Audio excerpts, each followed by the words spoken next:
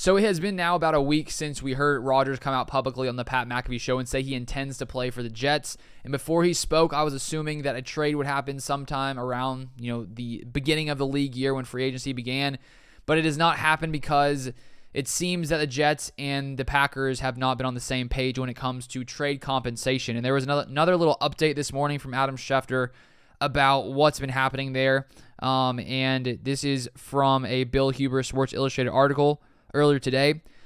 Green Bay, Wisconsin. According to ESPN's Adam Schefter, the Green Bay Packers and New York Jets haven't spoken much in the last week about a trade that would send four-time MVP Aaron Rodgers to the Big Apple. Schefter used the words stalled and standoff about the state of negotiations. Trade compensation is at the heart of the matter. The Jets don't want to give up their first-round pick, number 13 overall. The Packers want that pick, and that's not all, Schefter said. So it still seems that they are not on the same page. They haven't even really been talking much this week, according to Adam Schefter.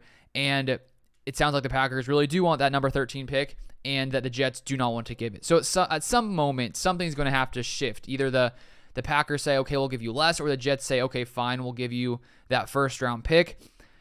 But as I've said, I feel like the Packers can hold off even longer because I think that the Jets, they need Aaron Rodgers. They have no other option. Sure, they could maybe play Zach Wilson again. That's not really a great idea based on the past.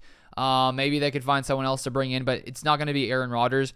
And yes, of course, if they bring in Rodgers, they would have to pay his, $60 million, and it's a lot of money for them to pay. And so maybe because of that, they don't feel like the Packers should receive such high draft compensation. But personally, Aaron Rodgers is Aaron Rodgers, and to be able to have him on your team is a pretty big opportunity, and I think the Packers understand just how big of an opportunity the Jets have to trade for Rodgers, who is still, I think, going to be playing at an elite level, because when we look at last year, he had so many injuries, was growing with the receivers, and now if he goes to the Jets, if a trade actually happens, he's going to be a lot healthier than he was last year, and I'd say he has even more weapons. Garrett Wilson, Allen Lazard, and we'll see if any other, weapons come in there. But I still think the Packers are going to be able to hold out longer. And as we've said, the most recent time where there could be some kind of deadline is the draft, because if the Packers want 2023 picks, then they'll need to get it done by the end of April. But at the same time, as I said in a video a few days ago, if the Jets are only offering, let's say, like a second-round pick or something, the Packers should just hold off, say, you know what, we will not take that, and we will hold out longer until you give us another pick, even if you had to wait through the draft. And considering the fact that after June 1st, the Packers would save an additional $25 million on the cap compared to trading him before June 1st, just because his salary cap would be split up between 23 and 24 on the Packers salary cap. That will give the Packers more room to manage for 2023. So sort of a win-win for the Packers in my mind, and I feel like that's why Brian Gutekunst is holding out until the Jets sort of do what the Packers want and give them what they want for one of the greatest quarterbacks of all time. And then here we have from the same article, this is about from Adam Schefter. The Jets feel like they're offering a lot. The Packers feel like they're not offering enough, and the two sides are left at a standstill. So I'm all for Brian Gutekunst holding strong. The Jets are like, come on, no, you don't deserve this. And Brian Gutekunst is saying, yes, we do. Yes, we do. Keep it up, Brian Gutekunst.